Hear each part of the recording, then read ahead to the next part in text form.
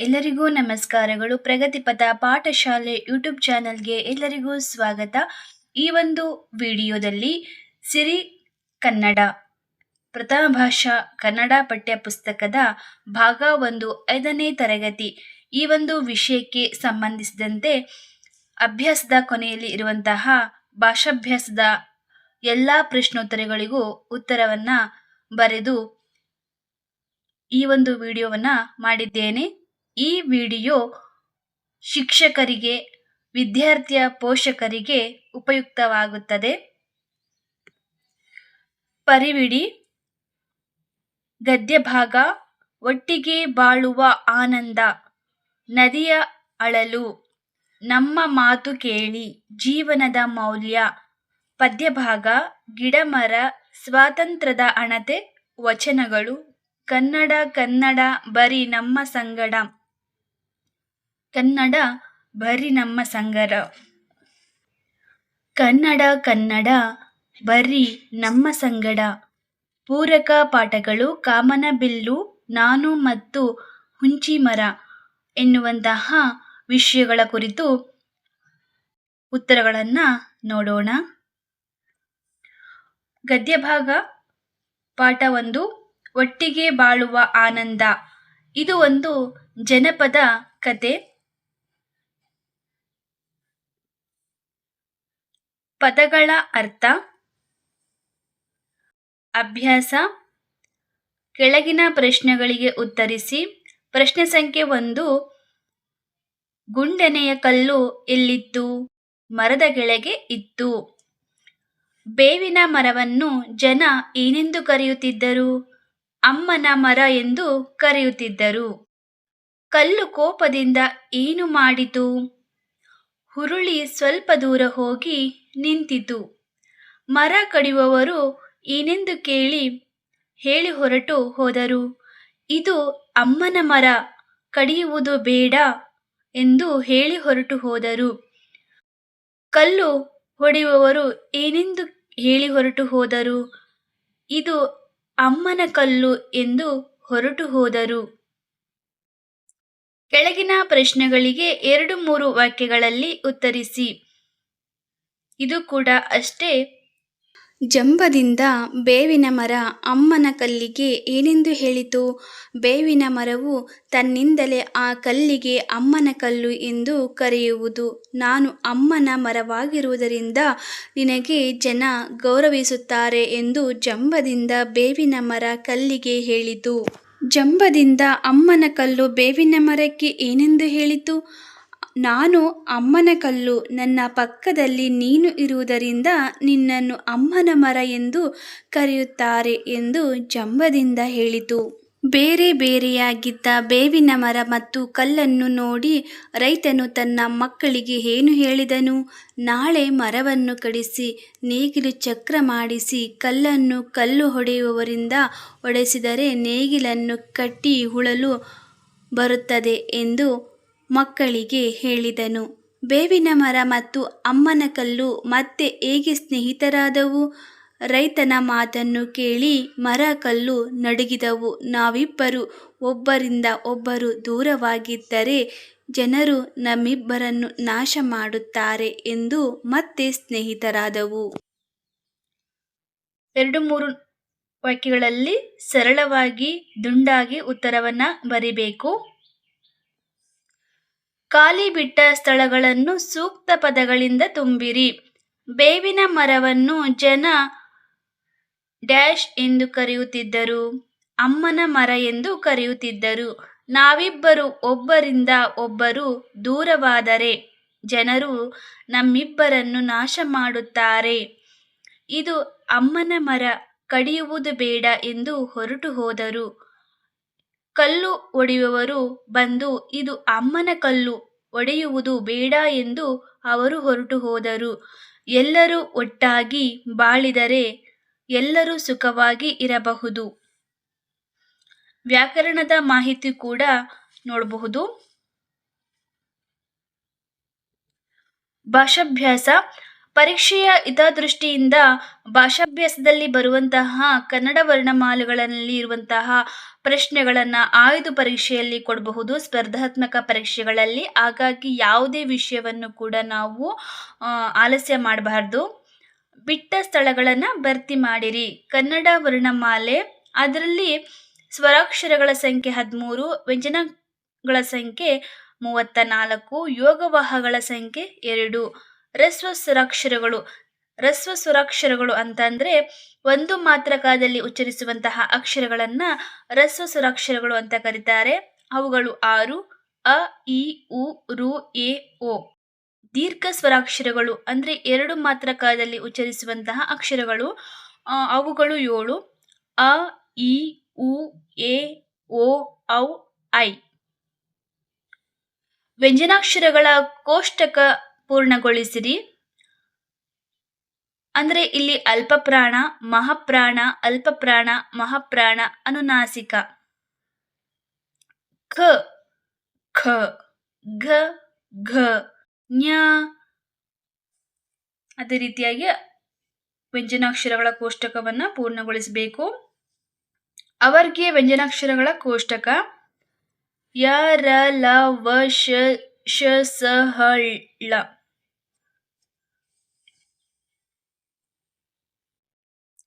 ನದಿಯ ಅಳಲು, ಸಮಿತಿ ರಚನೆ. ಇದನ್ನು ಕೂಡ ನಾವು ಸರಳವಾಗಿ ಅರ್ಥ ಮಾಡ್ಕೊಳ್ಬೇಕು. ಸಂಭಾಷಣೆಯ ಒಂದು ಪಾಠ ತುಂಬಾ ಸುಂದರವಾಗಿದೆ, ಸರಳವಾಗಿ ಅರ್ಥವಾಗುತ್ತದೆ. ಅಭ್ಯಾಸ: ಕೆಳಗಿನ ಪ್ರಶ್ನೆಗಳಿಗೆ ಉತ್ತರಿಸಿ. ಅದೇ ರೀತಿಯಾಗಿ ಇಲ್ಲಿ ಯಾರಿಗೆ ಮಾಲಿನ್ಯದ ಸೋಂಕು ತಗುಲಿತ್ತು? ಇಲ್ಲಿ ಭರತ ಮತ್ತು ಶಂಕರನಿಗೆ ನದಿಯ ಮಾಲಿನ್ಯದ ಸೋಂಕು ಹರಡಿತ್ತು. ಗೆಳೆಯ ಗೆಳತಿಯರು ಎಲ್ಲಿ ಸ್ನಾನ ಮಾಡಿದರು? ಮಾಲಿನ್ಯ ತುಂಬಿದ ನದಿಯಲ್ಲಿ. ಸ್ನಾನ ಮಾಡಿದವರನ್ನು ಆಸ್ಪತ್ರೆಗೆ ಸೇರಿಸಿದವರು ಯಾರು? ದಾರಿಹೋಕರರು. ನದಿ ಮಧ್ಯದಿಂದ ಯಾರು ಧುತ್ತನೆ ಪ್ರತ್ಯಕ್ಷಳಾದಳು? ಕೊಳೆ ಕೆಸರಿನಿಂದ ಕೂಡಿದ ನದಿದೇವತೆ.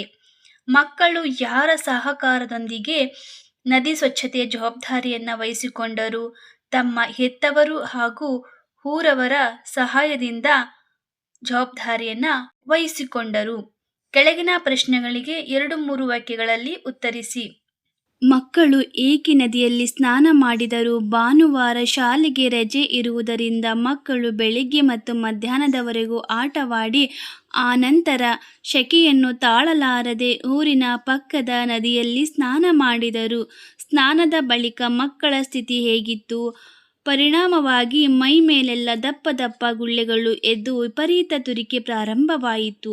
ನೋವು ತಾಳಲಾರದೆ ದಂಡೆಯಲ್ಲಿ ಬಿದ್ದು ಹೊರಳಾಡಿದರು. ಆರೋಗ್ಯ ತೀರ ಹದಗೆಟ್ಟಿತ್ತು. ರೆಹಮಾನ್ ಜಲದೇವತೆಗೆ ಏನೆಂದು ಹೇಳಿದ? ಕಲುಷಿತ ನದಿ ದೇವತೆಗೆ, ರೆಹಮಾನ್, ನೀನು ಕಲುಷಿತಗೊಂಡಿರುವೆ. ನಿನ್ನ ನೀರನ್ನು ಕುಡಿದು ಬಾರದಂತೆ, ನಿನ್ನಲ್ಲಿ ಸ್ನಾನ ಮಾಡಬಾರದಂತೆ ವೈದ್ಯರೇ ನಮಗೆ ಈ ವಿಚಾರ ತಿಳಿಸಿದ್ದಾರೆ. ಅಲ್ಲದೆ ನನ್ನ ಗೆಳೆಯ ಗೆಳತಿಯರು ನಿನ್ನಲ್ಲಿ ಸ್ನಾನ ಮಾಡಿ ಅಸ್ವಸ್ಥರಾಗಿ ಆಸ್ಪತ್ರೆಗೆ ಸೇರಿದ್ದಾರೆ. ನದಿ ಶುದ್ಧವಾಗಿ ಹರಿಯುವಂತಾಗಲು ಏನು ಮಾಡಬಹುದು? ನದಿಯ ಮೇಲೆ ಆಗುತ್ತಿರುವ ದೌರ್ಜನ್ಯವನ್ನು ಸಂಪೂರ್ಣವಾಗಿ ನಿಲ್ಲಿಸುತ್ತೇವೆ ಹಾಗೂ ನೀರನ್ನು ಶುದ್ಧಗೊಳಿಸಲು ಶ್ರಮಿಸುತ್ತೇವೆ. ನದಿಗೆ ಮಲಿನ ವಸ್ತುಗಳನ್ನು ಸೇರದಂತೆ ನೋಡಿಕೊಳ್ಳುತ್ತೇವೆ.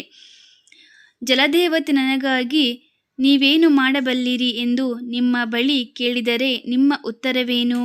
ಮಾಲಿನ್ಯವನ್ನು ತಡೆಗಟ್ಟಲು ಶ್ರಮಿಸುತ್ತೇವೆ. ಪಣ ತೊಟ್ಟು ಜಲದೇವತೆಯನ್ನು ಪರಿಶುದ್ಧಳನ್ನಾಗಿ ಮಾಡಲು ಪ್ರಯತ್ನಿಸುತ್ತೇವೆ. ಕೊಟ್ಟಿರುವ ಪದಗಳಲ್ಲಿ ಸರಿಯಾದ ಉತ್ತರ ಆಯ್ಕೆ ಮಾಡಿ ಬರೆಯಿರಿ.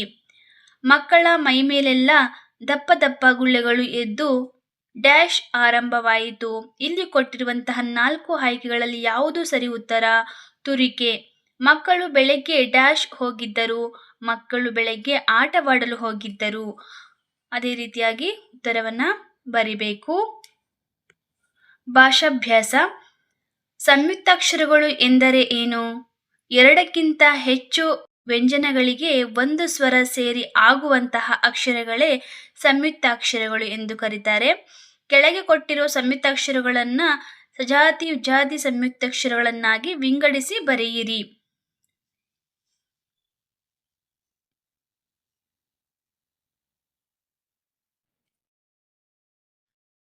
ಇಲ್ಲಿ ಕಾಗೆ ಕಾವತ್ತಕ್ಷರ ಇದು ಸಜಾತಿ ಸಂಯುಕ್ತಾಕ್ಷರ. ಜಾಗೆ ಜಾವತ್ತಕ್ಷರ, ಮಾಗೆ ಮಾವತ್ತಕ್ಷರ ಇವು ಸಜಾತಿ ಸಂಯುಕ್ತಾಕ್ಷರಗಳು. ಪಾಗೆ ತಾವತ್ತಕ್ಷರ, ಸಾಗೆ ವಾವತ್ತಕ್ಷರ, ಹಾಗೆ ಸಾಗೆ ವಾವತ್ತಕ್ಷರ, ಸಾಗೆ ತಾವತ್ತಕ್ಷರ ಈ ರೀತಿಯಾದಂತಹ ಬೇರೆ ಒತ್ತಕ್ಷರಗಳನ್ನು ಹೊಂದಿರುವಂತಹ ಅಕ್ಷರಗಳನ್ನು ವಿಜಾತಿಯ ಸಂಯುಕ್ತಾಕ್ಷರಗಳು ಅಂತ ಕರೆಯಲಾಗುತ್ತದೆ.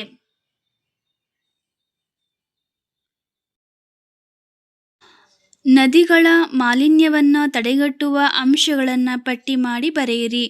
ಹೆಚ್ಚು ಮರಗಿಡಗಳನ್ನು ಬೆಳೆಸುವುದು, ಮಳೆ ನೀರನ್ನು ಸಂಗ್ರಹಿಸುವ ಒಂದು ಹೊಂಡಗಳನ್ನು ನಿರ್ಮಿಸುವುದು, ಜರಡಿಯಿಂದ ಮುಚ್ಚುವುದು, ಬಣ್ಣಗಳು, ಎಣ್ಣೆಗಳು, ಇತರ ರೀತಿಯ ಕಸಗಳನ್ನು ಚರಂಡಿಗೆ ಎಸೆಯಬಾರದು, ನೀರನ್ನು ಅತಿಯಾಗಿ ದುರುಪಯೋಗ ಪಡಿಸಿಕೊಳ್ಳಬಾರದು, ನೀರನ್ನು ಅತಿಯಾಗಿ ಬಳಸಬಾರದು, ಗೃಹವನ್ನು ಸ್ವಚ್ಛಗೊಳಿಸುವ ರಾಸಾಯನಿಕ ವಸ್ತುಗಳನ್ನು ನದಿಗೆ ಹಾಕಬಾರದು, ಕಾರ್ಖಾನೆಯಲ್ಲಿ ತ್ಯಾಜ್ಯ ವಸ್ತುಗಳನ್ನು ನದಿಗೆ ಬಿಡಬಾರದು, ಮೀನುಗಳನ್ನು ಹೆಚ್ಚಾಗಿ ಬೆಳೆಸುವುದು.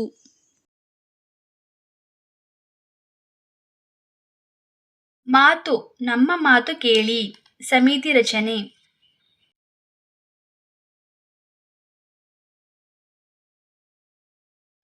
ಕೆಳಗಿನ ಪ್ರಶ್ನೆಗಳಿಗೆ ಉತ್ತರಿಸಿ. ಕಾಡಿನ ಅಧಿಪತಿ ಯಾರು? ಆನೆ. ಆನೆಯು ಯಾವುದರಲ್ಲಿ ವಿವರ ಬರೆದು ತರಲು ಸೂಚನೆ ನೀಡಿತ್ತು? ಫಲಕದಲ್ಲಿ. ಮನುಷ್ಯರು ಕಡಿಮೆ ಆಹಾರ ನೀಡುತ್ತಾರೆ ಎಂದು ದೂರು ಬರೆದವರು ಯಾರು? ಎತ್ತು. ಕಾಡು ನಿಮಗೂ ಬೇಕು ಎಂದು ಎಚ್ಚರಿಸಿದವರು ಯಾರು? ಜಿಂಕೆ. ಮದ್ದುಗುಂಡು ಸಿಡಿಸಬೇಡಿ ಎಂದು ಹೇಳಿದವರು ಯಾರು? ಮಂಗ. ಕೆಳಗಿನ ಪ್ರಶ್ನೆಗಳಿಗೆ 2-3 ವಾಕ್ಯಗಳಲ್ಲಿ ಉತ್ತರಿಸಿ. ಎತ್ತು ಹಿಡಿದ ಫಲಕದಲ್ಲಿ ಏನೆಂದು ಬರೆದಿತ್ತು? ನಮ್ಮನ್ನು ಹೆಚ್ಚು ಹೆಚ್ಚು ದುಡಿಸಿಕೊಳ್ಳುತ್ತೀರಿ, ಕಡಿಮೆ ಆಹಾರ ನೀಡುತ್ತೀರಿ, ನಮ್ಮ ಸೇವೆ ಬೇಕು, ನಾವು ಮಾತ್ರ ಬೇಡ ಅಲ್ಲವೇ? ನಮ್ಮ ಸೇವೆಯನ್ನು ಮರೆಯದಿರಿ, ದಯೆ ಇರಲಿ ಸಕಲ ಪ್ರಾಣಿಗಳಲ್ಲಿ ಅಂತ ಎತ್ತು ಹಿಡಿದ ಫಲಕದಲ್ಲಿ ಬರೆದಿತ್ತು. ಜಿಂಕೆ ಹಿಡಿದ ಫಲಕದಲ್ಲಿ ಏನೆಂದು ಬರೆದಿತ್ತು?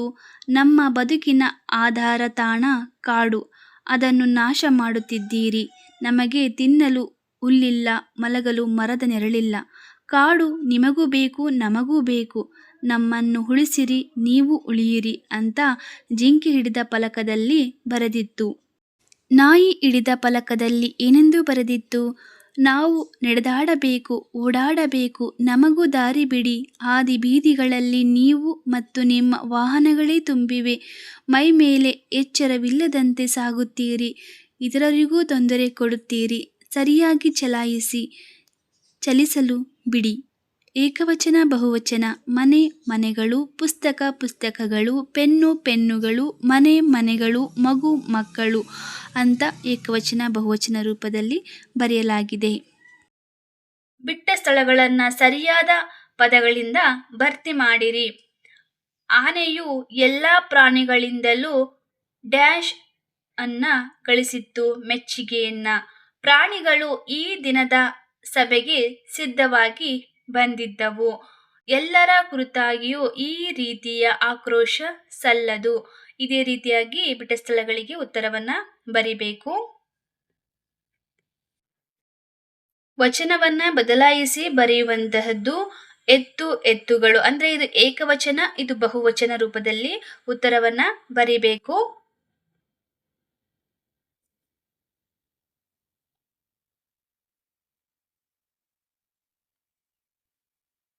ಜೀವನದ ಮೌಲ್ಯ.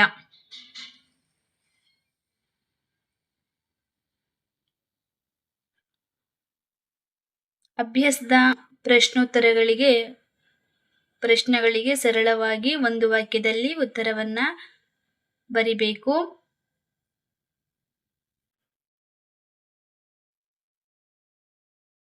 ಅಕ್ಷರಗಳನ್ನ ದುಂಡಾಗಿ ಸರಿಯಾದ ಉತ್ತರವನ್ನು ಆರಿಸಿ ಬರೆಯಬೇಕು.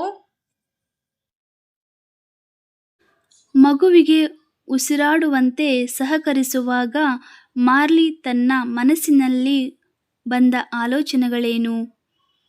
ಏನು ದುರಂತವೇ ಶಿಶು, ಅದು ಬೆಳೆದಾಗ ಜೀವನವಿಡೀ ಕುಂಟು ಕಾಲಿನಲ್ಲೇ ನಡೆಯಬೇಕು. ಇತರ ಮಕ್ಕಳು ಅಣಕಿಸಿ ಗೇಲಿ ಮಾಡುವವರು ಈ ಮಗು ಜೀವಿಸುವಂತೆ ಮಾಡುವುದೇಕೆ? ಇದು ಸತ್ತರೆ ಜಗತ್ತಿಗೆ ಏನು ನಷ್ಟ ಎಂದು ಯೋಚಿಸಿದನು. ಪ್ರಶ್ನೆ ಸಂಖ್ಯೆ 2. ಮಾರ್ಲಿನನ್ನು ಭೇಟಿಯಾದ ಪ್ರವೀಣರಲ್ಲೊಬ್ಬ ಯಾವ ಸಲಹೆಯನ್ನು ಕೊಟ್ಟನು? ಪ್ರವೀಣರಲ್ಲಿ ಒಬ್ಬನು ಹೇಳಿದನು, ಒಬ್ಬ ತರುಣ ಡಾಕ್ಟರ್ ಇದ್ದಾನೆ. ಅವನು ಇಂತಹ ಒಂದಿಷ್ಟು ಪ್ರಕರಣಗಳನ್ನು ನೋಡಿದ್ದಾನೆ, ಔಷಧಿಯನ್ನು ಕೊಟ್ಟಿದ್ದಾನೆ. ಆ ಕುರಿತು ಒಂದು ಲೇಖನವನ್ನು ಒಂದು ಪತ್ರಿಕೆಯಲ್ಲಿ ಬರೆದಿದ್ದಾನೆ. ಅವನ ಹೆಸರು TJ ಮಿಲ್ಲರ್. ನಾನು ನಿನ್ನ ಸ್ಥಾನದಲ್ಲಿದ್ದರೆ ಅವನ ಸಹಾಯ ಪಡೆಯುತ್ತಿದ್ದೆ ಎಂದನು. ಡಾಕ್ಟರ್ ಮಿಲ್ಲರ್ ಮಾರ್ಲಿನನ್ನು ಭೇಟಿಯಾದಾಗ ವೈದ್ಯಕೀಯ ವೃತ್ತಿಯ ಬಗ್ಗೆ ಹೇಳಿದ ಮಾತುಗಳೇನು? ನನ್ನ ಬಳಿ ಬರುವ ರೋಗಿಗಳೆಲ್ಲರೂ ಒಂದಿಲ್ಲೊಂದು ಅಂಗದ ಸಮಸ್ಯೆ. ಆಗೆಲ್ಲ ನನಗೆ ನಾನು ಅವರಲ್ಲೊಬ್ಬ, ಅವರ ಮನೆಯ ಸದಸ್ಯ ಎಂಬ ಭಾವನೆ ಬರುತ್ತದೆ. ನನ್ನನ್ನು ಡಾಕ್ಟರ್ ಅಂಕಲ್ ಎಂದು ಕರೆದಾಗ ನನಗೆ ನನ್ನ ಹೆಸರು ಡಾಕ್ಟರ್ ಥೆಡ್ಡಿಸ್ ಎಂಬುದು ಮರೆತೇ ಹೋಗುತ್ತದೆ. ಮಾರ್ಲಿ ತನ್ನ ಕಂಠ ಬಿಗಿದು ಬರಲು ಕಾರಣವೇನು?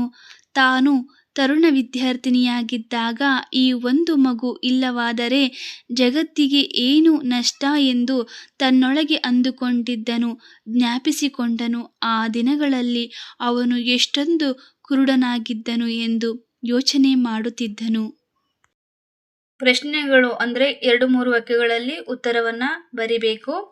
ನುಡಿಗಟ್ಟುಗಳ ಅರ್ಥ ಅಂದರೆ ಇಲ್ಲಿ ಕಂಠವು ಬಿಗಿದು ಬಂತು ಅಂದರೆ ಇಲ್ಲಿ ದುಃಖ ಹೆಚ್ಚಾಗುವುದನ್ನ ಈ ರೀತಿಯಾಗಿ ನುಡಿಗಟ್ಟು ರೂಪದಲ್ಲಿ ಹೇಳುವಂತಹದ್ದು. ಸ್ವಂತವಾಗಿ ಮಾಡೋದಾದ್ರೆ, ನನ್ನ ತಾಯಿ ಸತ್ತಾಗ ನನ್ನ ಕಂಠವು ಬಿಗಿಯಾಯಿತು. ಕಣ್ಣನ್ನು ತೆರೆಸು, ತಪ್ಪಿನ ಅರಿವಾಗುವಂತಹದ್ದು. ನನ್ನ ಗುರುವು ನನ್ನ ಕಣ್ಣು ತೆರೆಸಿದರು.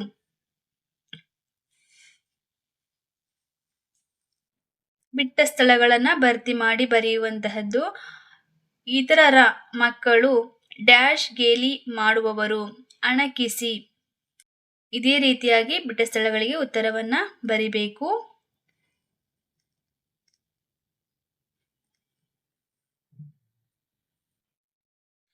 ಈ ಪ್ರಶ್ನೆಗಳಿಗೆ ನಿಮ್ಮ ತರಗತಿಯ ಶಿಕ್ಷಕರನ್ನ ಕೇಳಿ ಉತ್ತರವನ್ನ ಬರಿಬೇಕು. ಈ ಕೆಳಗೆ ಕೊಟ್ಟಿರುವಂತಹ ವಿಷಯಗಳ ಮೇಲೆ ಭಾಷಣವನ್ನ ನಡೆಸಿ ಸ್ಪರ್ಧೆಯಲ್ಲಿ ಭಾಗವಹಿಸುವಂತಹ ಮನೋಭಾವನೆಯನ್ನ ಮಕ್ಕಳು ಬೆಳೆಸಿಕೊಳ್ಬೇಕು. ನಾಮಪದ ಎಂದರೇನು? ಉದಾಹರಣೆ ಕೊಡಿ. ವ್ಯಕ್ತಿ, ವಸ್ತು, ಸ್ಥಳ ಮತ್ತು ಪ್ರಾಣಿಗಳ ಹೆಸರುಗಳನ್ನು ಸೂಚಿಸುವ ಪದಗಳಿಗೆ ನಾಮಪದ ಎನ್ನುವರು. ಉದಾಹರಣೆ ಮಂಡ್ಯ, ತಿಮ್ಮಣ್ಣ, ಹುಲಿ, ಕಲ್ಲು ಇತ್ಯಾದಿ. ನಾಮಪದಗಳಲ್ಲಿ ಎಷ್ಟು ವಿಧ? ನಾಮಪದದಲ್ಲಿ 9 ವಿಧಗಳು. ವಸ್ತುವಾಚಕ ನಾಮಪದ ಎಂದರೇನು? ಅವುಗಳಲ್ಲಿ ಎಷ್ಟು ವಿಧ? ಯಾವುದೇ ವಸ್ತು, ವ್ಯಕ್ತಿ, ಪ್ರಾಣಿ ಹಾಗೂ ವಸ್ತುಗಳಿಗೆ ಇರುವ ಹೆಸರುಗಳನ್ನು ವಸ್ತುವಾಚಕ ನಾಮಪದಗಳು ಎನ್ನುತ್ತಾರೆ. ರೂಢನಾಮ, ಅಂಕಿತನಾಮ, ಅನ್ವರ್ಥಕ ನಾಮ. ಅದೇ ರೀತಿಯಾಗಿ ಹೊಂದಿಸಿ ಬರೆಯಿರಿ. ಅಂಕಿತನಾಮ. ಅಂಕಿತನಾಮ ಅಂದ್ರೆ ಗುರುತಿಗಾಗಿ ಹಾಗೂ ವ್ಯವಹಾರದ ಉಪಯೋಗಕ್ಕಾಗಿ ಇಟ್ಟುಕೊಂಡಂತಹ ಹೆಸರು. ಉದಾಹರಣೆಗೆ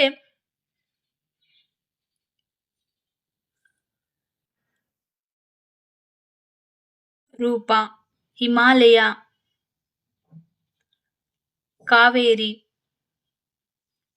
ಶಿವಮೊಗ್ಗ. ರೂಢನಾಮ. ರೂಢನಾಮ ಅಂತಂದ್ರೆ ರೂಢಿಯಿಂದ ಬಂದಂತಹ ಪದಗಳು. ಬೆಟ್ಟ, ಮರ, ಮನೆ, ಇವು ಇನ್ನು ಇತ್ಯಾದಿಗಳು. ಅನ್ವರ್ಥಕ ನಾಮಪದ ಅಂತಂದ್ರೆ ರೂಪ, ಗುಣ, ಸ್ವಭಾವದಿಂದ ವಿಶೇಷವಾದ ಅರ್ಥಕ್ಕೆ ಅನುಗುಣವಾಗಿ ಬಂದಂತಹ ಹೆಸರು. ಅಂದರೆ ಕಿವುಡ, ಕುಂಟ, ವ್ಯಾಪಾರಿ, ಪುರೋಹಿತ, ವೈದ್ಯ ಇತ್ಯಾದಿ. ಈ ರೀತಿಯಾಗಿ ಕೊಟ್ಟಿರುವ ಪದಗಳಲ್ಲಿ ರೂಢನಾಮ, ಅಂಕಿತನಾಮ, ಅನ್ವರ್ಥಕ ನಾಮಗಳನ್ನ ವಿಂಗಡಿಸಿ ಬರೆಯುವಂತಹದ್ದು. ಮಾರ್ಲಿನ್ ಅನ್ನುವಂತಹದ್ದು ಒಂದು ಹೆಸರು, ಅದನ್ನ ಅಂಕಿತನಾಮ ಅಂತ. ಅಂಕಿತನಾಮ, ಮಿಲ್ಲರ್ ಅಂಕಿತನಾಮ, ವೈದ್ಯ ಅನ್ವರ್ಥಕನಾಮ, ರೋಗಿ ಅನ್ವರ್ಥಕನಾಮ, ಹೆಂಗಸು ರೂಢಿನಾಮ. ಅದೇ ರೀತಿಯಾಗಿ ಉತ್ತರವನ್ನ ಬರಿಬೇಕು. ಇಲ್ಲಿ ವಿದ್ಯಾರ್ಥಿ ಎನ್ನುವಂತಹದ್ದು ಅನ್ವರ್ಥಕನಾಮವಾಗುತ್ತದೆ, ರೂಢನಾಮ ಅಲ್ಲ.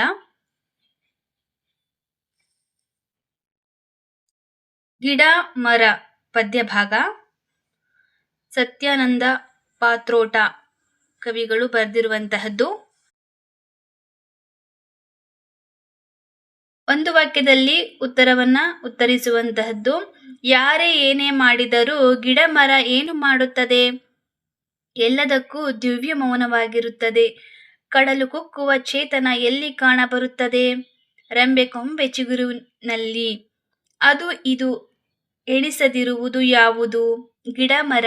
ಗಿಡ ಮರಗಳು ಹೇಗೆ ಬೆಳೆದು ಹರಡುತ್ತಿವೆ? ಬಿಸಿಲು ಮಳೆಯ ಚಳಿಯನ್ನ ತಡೆದು ಬೆಳೆಯುತ್ತಿವೆ. ಕೆಳಗೆ ಪ್ರಶ್ನೆಗಳಿರುವಂತಹ ಪ್ರಶ್ನೆಗಳಿಗೆ 2-3 ವಾಕ್ಯಗಳಲ್ಲಿ ಉತ್ತರಿಸುವಂತಹದ್ದು. ಬೆಳೆದು ನಿಂತ ಗಿಡ ಮರ ಹೇಗಿವೆ? ಬೊಡ್ಡೆ ಕರಿದು ಎಲೆ ಹಸಿರು ಮಾವು ಹೂವು ನಾನಾ ಥರ ನೋಡಲು ಸೊಗಸು ಈ ಕಂಪು. ಬೆಳೆದು ನಿಂತ ಗಿಡ ಮರ. ಯಾರ ಮಾತಿನಂತೆ ಮನ ಇಲ್ಲ ಏಕೆ?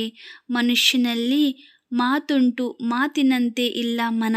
ಲಿಂಗ ವರ್ಣ ಜಾತಿ ಧರ್ಮ ಹಾಳು ಕೊಂಪೆ ಮನುಷ್ಯನ ಈ ಮನಸ್ಸು ಅಂತ ಕವಿ ಮನಸ್ಸನ್ನ ಕುರಿತು ಹೇಳಿದ್ದಾರೆ. ಗಿಡ ಮರಗಳು ಯಾವುದನ್ನ ಮೀರಿ ಬೆಳೆದಿವೆ? ಮನುಷ್ಯನ ರೀತಿ ಗಿಡ ಮರ ಬೆಳೆಯುವುದಿಲ್ಲ. ಗಿಡ ಮರಗಳು ಜಾತಿ ಗೀತಿ ಲಿಂಗ ಧರ್ಮ ಇವುಗಳನ್ನು ತೊರೆದು ಮೀರಿ ಬೆಳೆದು ನಿಲ್ಲುತ್ತವೆ. ಗಿಡ ಮರಗಳು. ಕೆಳಗೆ ನೀಡಿರುವ ಪದಗಳನ್ನು ಆಕಾರದಿಯಾಗಿ ಬರೆಯಿರಿ. ಎಂತ, ಎಲೆ, ಏನು, ಕರಿದು, ಕಪ್ಪು, ಕಂಪು, ಕಡಲು, ಕೊಂಬೆ, ಗಿಡ, ಚೇತನ ಈ ರೀತಿಯಾಗಿ ಆಕಾರದಿಯಾಗಿ ಬರೆಯುವಂತಹದ್ದು. ಎಂತ ಸೊಗಸು, ಏನು ಕಂಪು, ರಂಬೆ ಕೊಂಬೆ ಚಿಗುರುವಲ್ಲಿ. ಅಂದರೆ ಇಲ್ಲಿ ಬಿಟ್ಟಿರುವಂತಹ ಸ್ಥಳಗಳನ್ನ ಪದದಲ್ಲಿ ಇರುವಂತಹ ಸೂಕ್ತ ಪದಗಳನ್ನ ಬರಿಬೇಕು. ಹಾಗೆ ಇಲ್ಲಿ ಇರುವಂತಹ ಗಿಡ ಮರಕ್ಕೆ ಸಂಬಂಧಿಸಿದಂತಹ ಪದಗಳನ್ನ ಆಯ್ಕೆ ಮಾಡಬೇಕು. ಆಕಾರದಿಯಾಗಿ ಬರೆಯುವಂತಹದ್ದು. ಆಕಾರದಿಯಾಗಿ ಬರೆಯುವಂತಹದ್ದು ಅಂತಂತಂದ್ರೆ ಇಲ್ಲಿ ಪ್ರಾರಂಭದಲ್ಲಿ ಬರುವಂತಹ ಪದಗಳನ್ನ ಬರೆಯುವಂತಹದ್ದು. ಭಾಷಾಭ್ಯಾಸ. ಪುಲ್ಲಿಂಗ ಎಂದರೇನು? ಗಂಡು ಎಂಬ ಅರ್ಥದಲ್ಲಿ ಬಳಸುವ ಪದಗಳು. ಸ್ತ್ರೀಲಿಂಗ ಎಂದರೆ ಏನು? ಹೆಣ್ಣು ಎಂಬ ಅರ್ಥದಲ್ಲಿ ಬಳಸುವಂತಹ ಪದಗಳು. ನಪುಂಸಕಲಿಂಗ ಎಂದರೆ ಹೆಣ್ಣು ಅಥವಾ ಗಂಡು ಎಂಬ ಅರ್ಥ ಬಳಕೆಯಾಗುವಂತಹ ಪದಗಳು. ಹಾಗೆ ಲಿಂಗರೂಪ ಪರಿವರ್ತಿಸಿ ಬರೆಯುವಂತಹದ್ದು. ಶರಣ, ಶರಣೆ, ಇವಳು, ಇವನು, ಗೌಡತಿ, ಗೌಡ, ಅತ್ತೆ, ಮಾವ, ಅವನು, ಅವಳು. ಕೊಟ್ಟಿರುವ ಪದಗಳಲ್ಲಿ ಪುಲ್ಲಿಂಗ, ಸ್ತ್ರೀಲಿಂಗ ಹಾಗೂ ನಪುಂಸಕ ಲಿಂಗ ಆರಿಸಿ ಬರೆಯಿರಿ. ಹಾಗೆ ಸೂಕ್ತವಾದ ಪದವನ್ನ ಆರಿಸಿ ವಾಕ್ಯವನ್ನ ಪೂರ್ಣಗೊಳಿಸಬೇಕು. ಇಲ್ಲಿ ಆಗಸ ಎನ್ನುವಂತಹ ಉಚ್ಚಾರಣೆಯಲ್ಲಿ ಒಂದೇ ಆಗಿದ್ರೂ ಕೂಡ ಸರಿಯಾದಂತಹ ಅಕ್ಷರವನ್ನ ಪದವನ್ನ ಬರಿಬೇಕಾಗುತ್ತೆ. ಆಗಸ, ಇದು ಅಗಸ. ಊರು, ಊರು. ಓದಿದ, ಓದಿದ. ಒಲೆಯ, ಓಲೆಯ. ಅರ್ಥಗಳನ್ನ ಬೇರೆ ಅರ್ಥ ಕೊಡುತ್ತೆ. ಹಾಗೆ ಮೊದಲನೆಯ ಅಕ್ಷರವನ್ನ ಪೂರ್ಣಗೊಳಿಸಿದಾಗ ಒಂದು ಸೂಕ್ತವಾದಂತಹ ವಾಕ್ಯ ರಚನೆಯಾಗುತ್ತದೆ.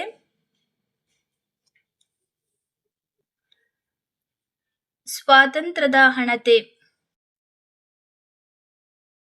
ನಮ್ಮ ದೇಶದ ಸ್ವತಂತ್ರದ ಕುರಿತಾಗಿ ಇರುವಂತಹ ಒಂದು ಪದ್ಯ. ಈ ಒಂದು ಪದ್ಯವನ್ನ KS ನಿಸಾರ್ ಅಹಮದ್ ಅವರು ರಚನೆ ಮಾಡಿದ್ದಾರೆ.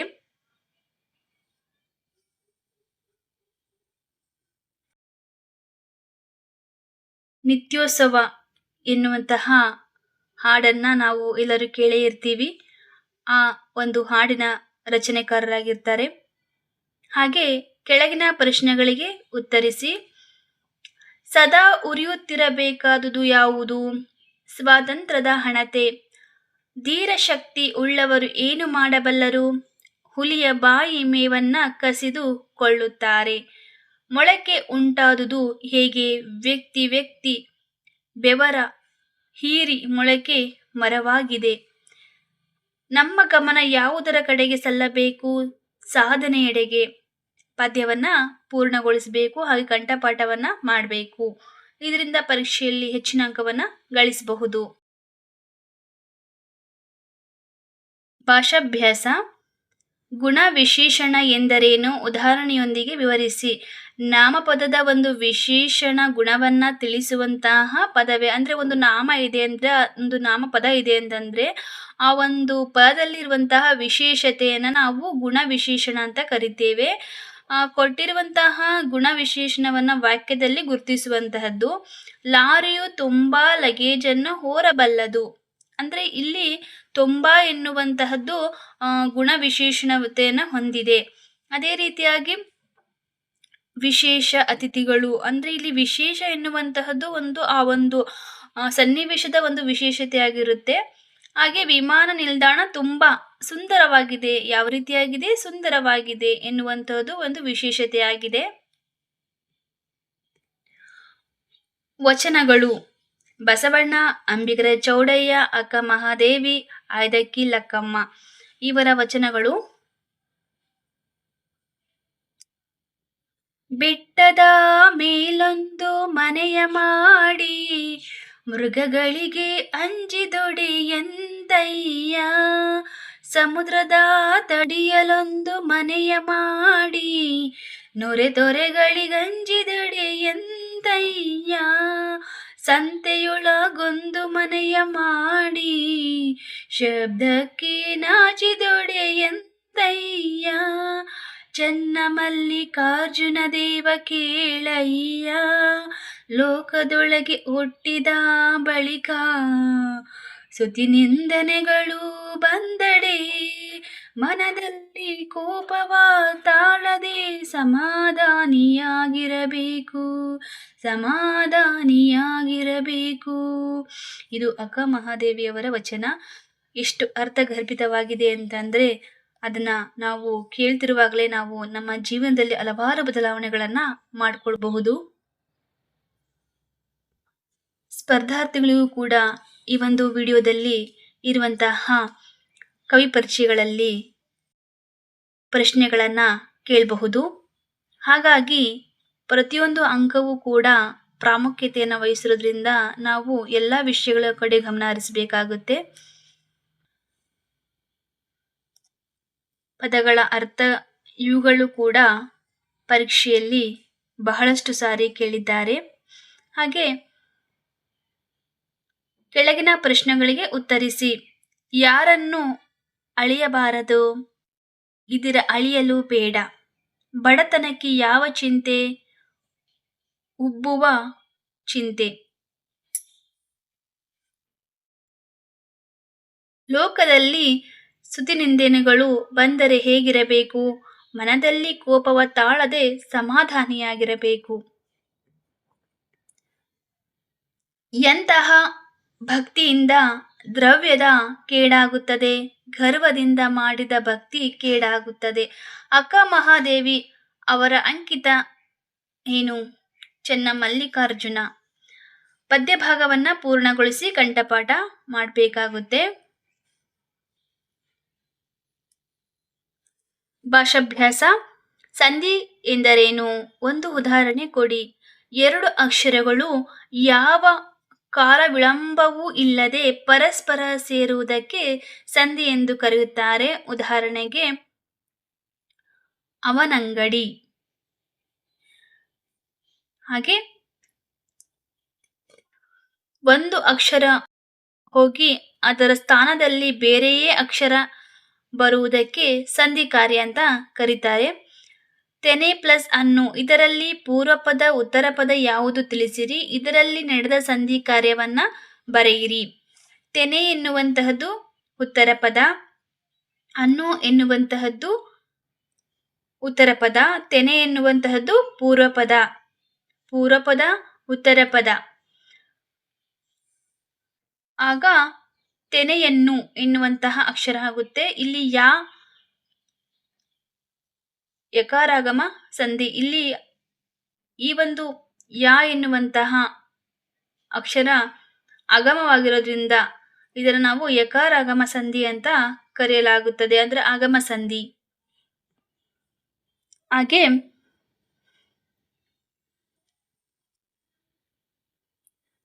ಕನ್ನಡ ಕನ್ನಡ ಬರ್ರಿ ನಮ್ಮ ಸಂಗಡ, ಚಂದ್ರಶೇಖರ ಪಾಟೀಲ ಇವರು ಬರೆದಿರುವಂತಹ ಪದ್ಯ.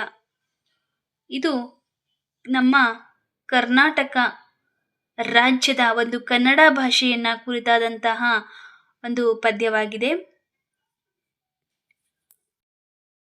ಎಲ್ಲೆಲ್ಲೂ ಏನೆಂದು ಉಸಿರಿಸಬೇಕು ಅಂದ್ರೆ ಉಸಿರಬೇಕು.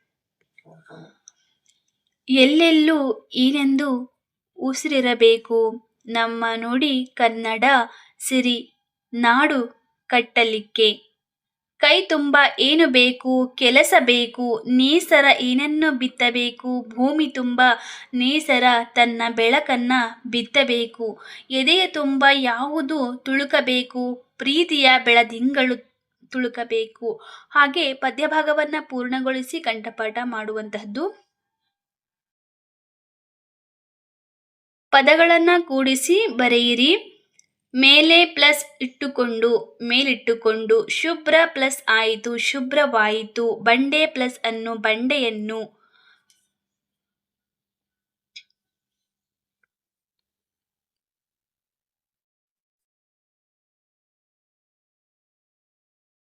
ಸವಿಗನ್ನಡ ಸವಿ ಪ್ಲಸ್ ಕನ್ನಡ, ಮರವನ್ನು ಮರ ಪ್ಲಸ್ ಅನ್ನು, ನಾವೆಲ್ಲ ನಾವು ಪ್ಲಸ್ ಎಲ್ಲ, ದಾರಿಯಲ್ಲಿ ದಾರಿ ಪ್ಲಸ್ ಅಲ್ಲಿ, ಒಂದೊಂದು ಒಂದು ಪ್ಲಸ್ ಒಂದು.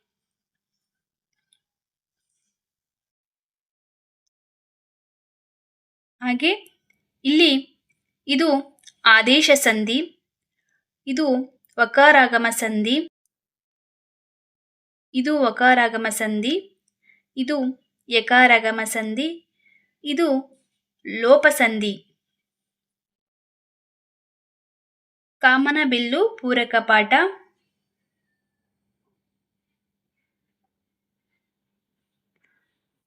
ರವಿಯು ಯಾವ ದಿಕ್ಕಿಗೆ ಹೊರಟನು, ಪಡುವಣಕ್ಕೆ. ಕಾಮನ ಬಿಲ್ಲು ಎಲ್ಲಿಂದ ಎಲ್ಲಿಯವರೆಗೆ ಆವರಿಸಿದೆ, ನೆಲಕ್ಕೂ ಮುಗಿಲಿಗೂ. ಕಾಮನ ಬಿಲ್ಲಿನಲ್ಲಿರುವ ಬಣ್ಣಗಳನ್ನು ಹೆಸರಿಸಿ, ಕಿತ್ತಳೆ ಕೇಸರಿ, ಕೆಂಪು, ಹಳದಿ, ನೇರಳೆ, ನೀಲಿ. ಕಾಮನ ಬಿಲ್ಲು ಯಾವಾಗ ಮರೆಯಾಯಿತು, ಸೂರ್ಯ ಮುಳುಗಿದಾಗ, ಕತ್ತಲಿನಲ್ಲಿ ಮಳೆ ನಿಂತಾಗ. ಕಾಮನ ಬಿಲ್ಲು ಯಾವಾಗ ಮೂಡುತ್ತದೆ, ತುಂತುರು ಹನಿ ಮಳೆಯಲ್ಲಿ. ನಾನು ಮತ್ತು ಹುಂಚಿ ಮರ.